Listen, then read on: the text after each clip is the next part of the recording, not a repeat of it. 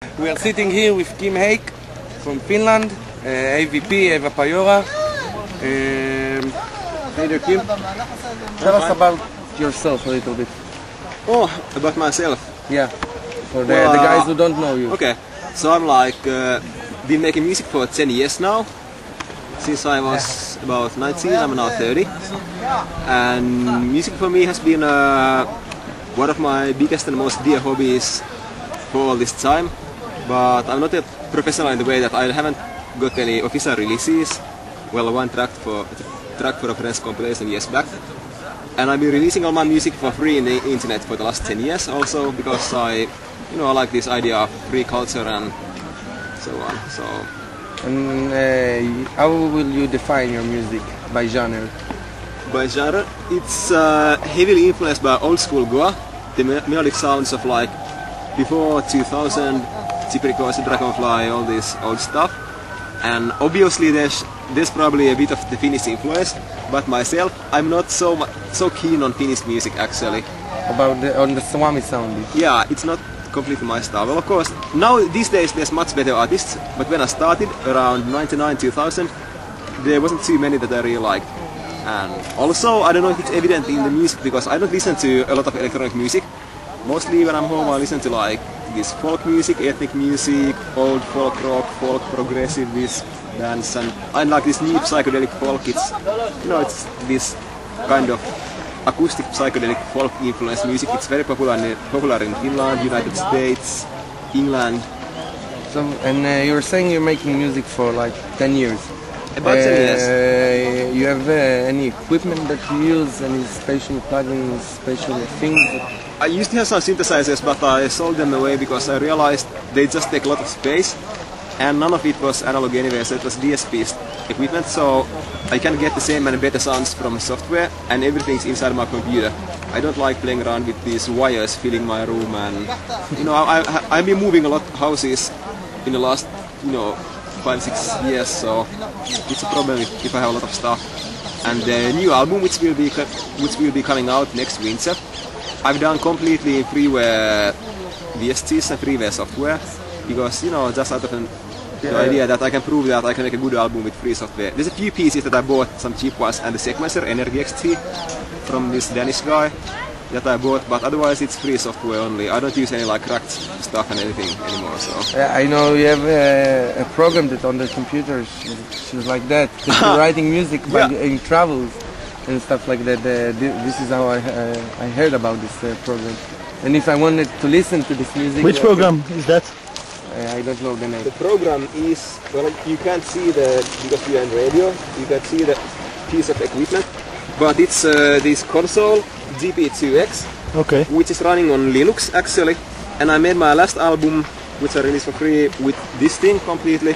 Okay, can we see? It's, we are also using it as a movie. Very nice. GP2X, it's running on Linux, okay, and the program I'm using is Little Piggy Tracker.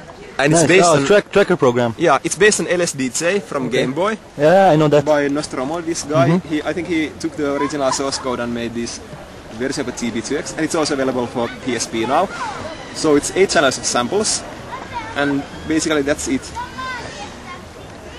And it's kind of like primitive, obviously, because you cannot do like this side chain compressing and stuff you can do on a computer. But you can take it to the computer, right? Yeah, because there's two versions of the album on the internet. The one that's running on the software, you can just run it from the software itself. And I also made a remastered version on the computer, and you can download that also. And it sounds obviously better. But the great thing is that it runs on AA batteries. It doesn't have its own battery. Okay, nice. So when I'm traveling, I can just buy batteries from kiosks and stuff. And yeah, I've been making music with these like in forests, beaches, mountains, trains, airplanes, buses, everywhere. I was in this Khan Altai festival by Space of Joy 1 year ago in Siberian, these Altai mountains. And I'm in these mountains in the middle of, nowhere, 45 kilometers to the nearest village. And then like 2 hours before my set, I'm thinking, hey, I'll make a new piece of music, and I'm playing with this console, and it's a great thing. But obviously after making this one album, the program ran dry. So now it's nice to be working on the computer again. Thank you, Mario. Hi, I'm doing an interview now. Hi, Igor. And about lives maybe? Some About question lives? about how... Well, this music is all of your life? What do you do beside making music? When you're in Finland? The main thing now in my life is I'm studying really a lot for the past 3 years of different like traditional crafts, and now it's like metal crafts and blacksmithing that I'm concentrating a lot. So there hasn't been so much time to make music, but this summer I didn't travel at all because for the past years I've been traveling really a lot. So also with this traveling and my school, which I'm devoting a lot of energy because I really love this art I'm doing, there wasn't so much time to make music. But last summer I decided I don't travel anywhere, so I cancelled all my shows that people were proposing me, and I instead made my new album. So it's almost ready now. It should be ready by the winter solstice, I believe. This summer in 2009 you've been in Israel for 2 times. It was in April before. This is the second time. Yeah, it was in April summer. before this summer, and now it's September. So, but between this I didn't travel at all. I was just in Finland doing my album and having holidays. And you, I want to ask you a few questions about the trance scene and the trance music. Yeah. You're making music for 10 years, so I guessing you are listening to trance music even before. Yeah, I started listening to trance around 97, I think. And you were going to parties? You were... Not immediately, because at this time it was like very underground also in Finland, and I didn't know any trance people. My friends were not this type of people, so it was like 99 that I went to my first party. Can you tell us about those time? About there's a big difference between 2009 into 1999 with the vibes and the trance music and everything. Have you seen this? In Finland, I don't know. I'm talking worldwide. You've been traveled. But I've been traveling only until 2006. That was the first time when I was outside of Finland. I was in Ukraine. But in Finland, in these 10 years, well, I haven't gone to so many parties in the past 2-3 years in Finland. There's a lot of other things happening, and I'm traveling a lot, so I don't know. There are underground parties in Finland? Yes, there are underground parties in Finland, but I'm not so, current on the state of the scene in Finland now for the past few years. But I think in Finland also the parties have been getting actually maybe even a little better, and definitely the quality and amount of music coming from Finland is getting better. Really many people are making music these days, and it's high quality music, and there's good parties. How does the authorities, do they see it there? I mean, is it like here, or is it, do they close parties or do they see it as okay? Is it part of the culture there, or? The police is easier on the parties, Yeah? I think, than in Israel. Sometimes they maybe stop them, and there's cases of some parties cancelled before the party, maybe if they organize it in some smaller town and the police is more conservative and they're like, who are these strange people, we don't want them here.